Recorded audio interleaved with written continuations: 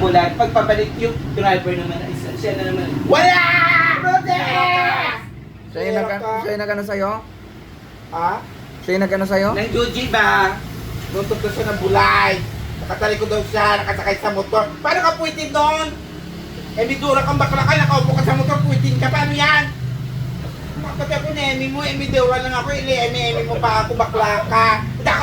Ako yan! So, Sarah po yan, no? Juji siya na.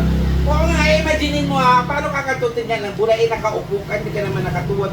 Ipitin mo ganyan-ganyan. Nakaupo ako sa kanya na. Eme! Yan na. Trudis nga! Trudis yung kuya. Tanong ko sa Jamaica, ay ano? Bakit sabi ni Jamaica sa akin sa chat, yung bulay daw, yung nota niya hindi mag-10 sa buyo. Pera niya. Sabi niya, alam mo, sabi ng bulay, yung okra native, magi mag-tela ng nota ko kasi amoy rat siya. Amoy gorabi. Rat siyang rat. Para makalumang babae ka. Lumang-luma ka na baka babae. Para ka ng taga-baryo-baryo. Yung doon pa kayo doon sa ilalim ng bundok, yung may ilog-ilog, doon ka pa nakatira. Kaya niya pagupitan ng book niya, kuya. Mga sila ng tao. Correct!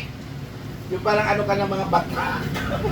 Batak Banwa, mga batak. Allah! Rock! Kala mo ha, eme-eme mo ako ha. Tradisyon! Bakla ka.